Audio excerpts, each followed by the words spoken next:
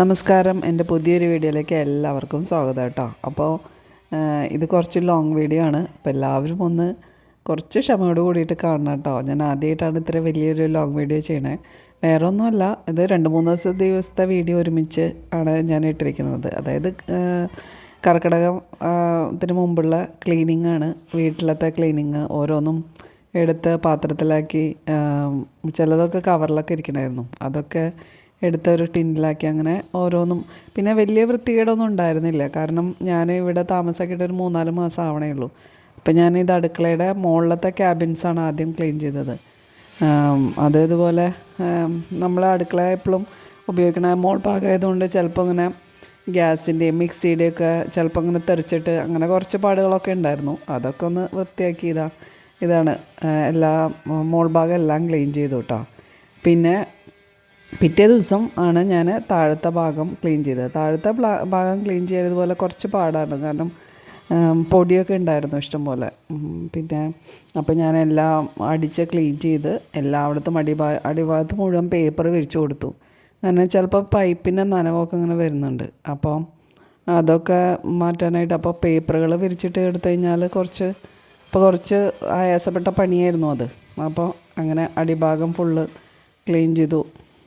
പിന്നെ അതിനുശേഷം store room ഉണ്ടായിരുന്നു ബാക്കിൽ. അവിടെ നമ്മളെ സിങ്കൊക്കെ ഉണ്ടല്ലോ, പാത്രങ്ങൾ കഴുകാനും പാത്രങ്ങൾ വെക്കാനുള്ള സിങ്ക് അവിടെ ഉണ്ടായിരുന്നു കേട്ടോ, ഇതുപോലെ കുറേ കഴുകാനായിട്ട്.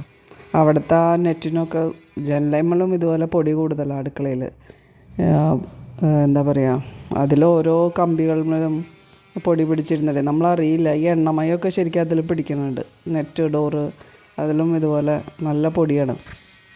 പിന്നെ ഈ കർക്കിടകത്തിലെ ക്ലീനിങ് എന്ന് പറഞ്ഞു കഴിഞ്ഞാൽ ഭയങ്കര ഒരു സന്തോഷമാണ് കേട്ടോ മനസ്സിന്. അത് വൃത്തിയായി കാണാനായിട്ട്. പണ്ടൊക്കെ അമ്മമ്മ ചേട്ടാ ഭഗവതീനെ പുറത്താക്കലൊക്കെ ചെയ്യായിരുന്നു. മുറത്തിൽ ഇങ്ങനെ എന്തൊക്കെയോ സാധനങ്ങളൊക്കെ ഇട്ടിട്ട് അതുപോലെ ചാണകവെള്ളമൊക്കെ തെളിച്ച് വിളക്കൊക്കെ കാണിച്ച് വീടിൻ്റെ ചുറ്റും 3 പ്രാവശ്യം പ്രദക്ഷിണമൊക്കെ വെക്കും. എന്നിട്ട് എല്ലാവരോടും പോയി കുളിക്കാൻ പറയും. കുളിച്ച് എല്ലാവരും കുളിച്ച് വന്ന് ശേഷമാണ് ഞങ്ങൾ വിളക്ക് കത്തിച്ച് എല്ലാവരും ഒരുമിച്ചിരുന്ന് നാമം ജപിക്കും. അങ്ങനെയൊക്കെ ചെയ്യൂട്ടോ. അങ്ങനെയെല്ലാം ചെയ്തിരുന്നു. അപ്പോൾ അതുപോലെയൊന്നും ഇപ്പോഴൊന്നും ചെയ്യാനേ പറ്റില്ലല്ലോ, കാരണം ഒന്നാമത് വീട്ടിൽ ആൾക്കാരില്ല, ആകെ 2 പേര് 3 പേരൊക്കെ ഉണ്ടാവും. അങ്ങനെയൊക്കെ എന്താ പറയുക. പക്ഷേ ഇത് ചെയ്തില്ലെങ്കിൽ മനസ്സിനൊരു വിഷമം പോലെയാണ്. എല്ലാം ഒന്ന് വൃത്തിയായി കാണുമ്പോൾ എന്താ പറയുക, നമ്മളെ ശ്രീ ഭഗവതീനെ വെക്കാനുള്ളതാണല്ലോ. ഞാൻ വേറെ ഒന്നും ചെയ്യില്ല, ശ്രീ ഭഗവതീനെ വെക്കും. എന്താ പറയുക, വാൽക്കണ്ണാടി വെച്ച് ശ്രീ ഭഗവതീനെ എല്ലാ കൊല്ലം വെക്കാറുണ്ട്. അതൊക്കെ മുമ്പ് പറഞ്ഞു തന്നിട്ടുള്ള കാര്യങ്ങളാട്ടോ. പക്ഷേ ഇപ്പോഴത്തെ കുട്ടികൾക്ക് അതൊക്കെ അറിയുമോയെന്നൊന്നും അറിയില്ല. എന്നാലും എൻ്റെ മോൻ ഞാൻ ചെയ്ത് കണ്ടിട്ടുള്ള ശീലങ്ങളൊക്കെ ഉണ്ടാവും. അല്ലാതെ എങ്ങനെയാണ് ചെയ്യുക, എന്തൊക്കെയാണ് ചെയ്യേണ്ടത്. ഇപ്പോൾ അവരുടെ കാലമൊക്കെ ആകുമ്പോഴും അവരൊന്നും നാട്ടിലൊന്നും ഇല്ലാത്ത ആൾക്കാരാണല്ലോ. അപ്പോൾ ഇതൊന്നും ഉണ്ടാവില്ല. നമ്മുടെ കാലം കഴിയുന്നവരെങ്കിലും അതൊക്കെ ചെയ്യണമെന്നും ഒക്കെ എനിക്ക് ആഗ്രഹമുണ്ട് കേട്ടോ. അങ്ങനെ അതിപ്പോൾ അടുക്കളയിലത്തെ സ്റ്റോർ റൂമിൻ്റെ ക്ലീനിങ്ങും ഇതുപോലെ അടുക്കള ഫുള്ള് ഞാൻ ഇങ്ങനെ ഒരുവിധം ക്ലീനാക്കിയിട്ടോ. പിന്നെ അതിന് ശേഷം പിന്നെ പിറ്റേ ദിവസം ഈ പറഞ്ഞ പോലെ സ്റ്റോർ റൂം കണ്ടോ, ഇതുപോലെയാണ് സ്റ്റോർ റൂമിൻ്റെ അവസ്ഥ. പിന്നെ പിറ്റേ ദിവസം, അതായത് ഇന്നലത്തെ ദിവസത്തെയാണ് ഇത് കാണിക്കണേ. ഇന്നലത്തെ ഇല്ല, അതിന് മുമ്പത്തെ ദിവസം. അന്ന് ഇതുപോലെ എല്ലാ റൂമുകൾ ഇതുപോലെ ഓരോന്നും ഇടയ്ക്ക് കഴിഞ്ഞ് ഇതായി കഴിയുമ്പോൾ ക്ഷീണമായിട്ട് കുറച്ച് നേരമൊക്കെ ഇരിക്കും. അങ്ങനെയൊക്കെ ഞാൻ പതുക്കെയാണ് കേട്ടോ എല്ലാം ചെയ്തത്. അന്ന് ചേട്ടനെ രാവിലെ തന്നെ ഹെൽപ്പ് ചെയ്യാനൊക്കെ മാറാല തട്ടാനൊക്കെ ചേട്ടനെ ഹെൽപ്പ് ചെയ്തു. പിന്നെ ഒരാളെ വിളിക്കാമെന്നൊക്കെ പറഞ്ഞിരുന്നായിരുന്നു, പക്ഷേ ആൾ വന്നില്ല. ആൾക്കെന്തോ ഒഴിവ് കിട്ടിയില്ല എന്ന് പറഞ്ഞു. പിന്നെ ചേട്ടൻ രാവിലെ പോകുന്നതിന് മുമ്പ് എല്ലായിടത്തും മാറാപ്പിലൊക്കെ തട്ടി തന്നു. പിന്നെ കുറേ ജനലിൻ്റെ കമ്പികൾ അതൊക്കെ തുടച്ച് തന്നിരുന്നു കേട്ടോ. പിന്നെ ഫാന് അതൊക്കെ ചേട്ടൻ ചെയ്തു തന്നു. അത് കാരണം എനിക്ക് വലിയ ആയാസപ്പെട്ട പണികളില്ല. മെയിനായിട്ടും ഈ പറഞ്ഞ പോലെ തുടയ്ക്കലും ബാത്റൂം കഴുകൽ അതൊക്കെയായിരുന്നു. പിന്നെ അതിന് ശേഷം മോനും ചേട്ടനും കൂടി കുറച്ച് നേരം ഇരുന്ന്. അപ്പോൾ മോൻ ചോദിക്കുന്നത്, എന്താ അമ്മ കുളിയൊന്നും കഴിഞ്ഞില്ലേ? അവനൊന്ന് കുളിച്ചിട്ടില്ല, അമ്പലത്തിലൊന്നും പോയിട്ടില്ല, അപ്പോൾ ഇന്ന് ക്ലീനിങ് ആയിരുന്നു എന്നൊക്കെ പറഞ്ഞു. അപ്പോൾ അവനിന്ന് പുതിയൊരു ഷർട്ടും കൂടി ഇട്ടേക്കണേ കേട്ടോ. അത് കണ്ടപ്പോൾ ഭയങ്കര സന്തോഷമായി. പിന്നെ ഇത് ഇന്നലത്തെ വീഡിയോ ആണ്. ഇന്നലെ മൊത്തം പിന്നെ പൂജാമുറിയിൽ പൂജാമുറി ഞാൻ ക്ലീനിങ് ഇടയ്ക്ക് മാസത്തിൽ 1 പ്രാവശ്യം എന്തായാലും ചെയ്യും. എന്നാലും കർക്കിടകത്തിൽ ചെയ്യണതിൻ്റെ ഒരു പ്രത്യേകത ഒന്ന് വേറെ തന്നെയല്ലേ. അങ്ങനെ ഓരോന്നും എടുത്തു, അങ്ങനെ ഓരോന്ന് എടുത്ത് കഴുകി. ഓരോ ഞാൻ പറഞ്ഞിട്ടുണ്ടല്ലോ എൻ്റെ കയ്യിൽ ചില കുഞ്ഞ് വിഗ്രഹങ്ങളൊക്കെ ഉണ്ടെന്ന്. അപ്പോൾ അതെല്ലാം കഴുകി വൃത്തിയാക്കി ഓരോന്നും തുടച്ച് എടുത്ത് വെച്ചു.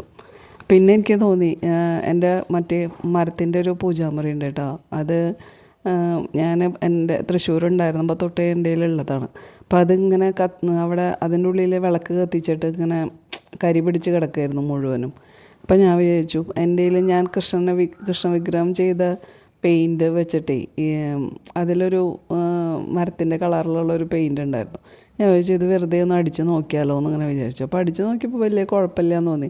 അപ്പോൾ അങ്ങനെ ഞാനത് മുഴുവനും എന്താ പറയുക പൂജാമുറി ഫുള്ളായിട്ടും ഞാൻ ആ കളർ വെച്ചിട്ട് ഫുള്ളങ്ങോട്ട് പെയിൻറ്റ് ചെയ്തു. അപ്പം അങ്ങനെ കുറച്ച് സമയം അങ്ങനെ പോയിട്ടാണ് ക്ലീൻ ചെയ്യേണ്ട സമയത്തിലാണ് ഇതിൻ്റെ ഇടയിലാണ് ഇത് ചെയ്തത്. പിന്നെ അവസാനമാണ് ഞാൻ വിളക്കുകളൊക്കെ കഴുകി വൃത്തിയാക്കിയത് കേട്ടോ.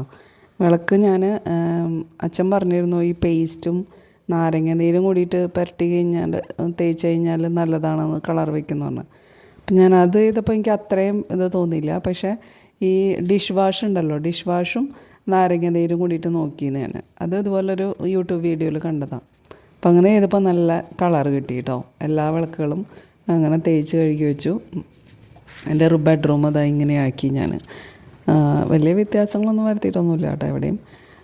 പിന്നെ താഴെയുള്ള റൂമുകൾ, ഡൈനിങ് ഹാളും ഇതും അടുക്കളയും ഒന്നുകൂടി ഒന്ന് കാണിച്ചു തന്നതാണ് കേട്ടോ. വൃത്തിയായിട്ടിരിക്കണ കാണുമ്പോൾ ഒരു സന്തോഷമല്ലേ.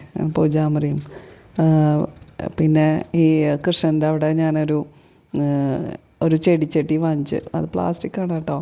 പക്ഷെ കാണുമ്പോൾ ഒറിജിനലാണെന്ന് തോന്നും കേട്ടോ. നല്ല മീഷോന്ന് വാങ്ങിച്ചതാണ്. നല്ല രസമുണ്ട് കാണാനായിട്ട്. വീട്ടിൽ വയ്ക്കാനൊക്കെ അകത്ത് വയ്ക്കാൻ നല്ല സാധനം. ഒറിജിനലാണെന്ന് ഡ്യൂപ്ലിക്കേറ്റ് ആണെന്ന് തോന്നേയില്ല. നല്ല രസമുണ്ട്. ഇത് ഡൈനിങ് ടേബിളും ഇതുപോലെ ഒരു മരത്തിൻ്റെ ലൈറ്റിൻ്റെ അറേഞ്ച്മെൻറ്റ് പോലെ ചെയ്തു. കൃഷ്ണൻ്റെ അവിടെ ഇതുപോലെ ഒരു ചെറിയ ലൈറ്റ് വാങ്ങിച്ചു. ഇതൊക്കെ മീഷോന്ന് വാങ്ങിച്ചാട്ടോ. അധികം പൈസ ഒന്നുമില്ല. എല്ലാം 100-150 രൂപയുടെയൊക്കെയാണ്. നല്ല ഭംഗിയുണ്ട് കാണാനായിട്ട്.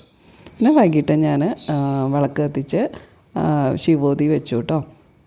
പുറത്തും ഞാനൊരു വിളക്ക് കത്തിച്ച് വെച്ചു. അതും അമ്മൂമ്മ ചെയ്യാറുള്ള ഒരു പണിയാണ് വിളക്ക് കത്തിച്ച് വയ്ക്കൽ. അതായത് ഭഗവതി വരുമ്പോൾ വീടിൻ്റെ ഫ്രണ്ടിൽ വിളക്ക് കത്തിച്ച് വെച്ചിട്ട് ചിലർ കിണ്ടിയിൽ വെള്ളമൊക്കെ വയ്ക്കും, ദശപുഷ്പമൊക്കെ വയ്ക്കും.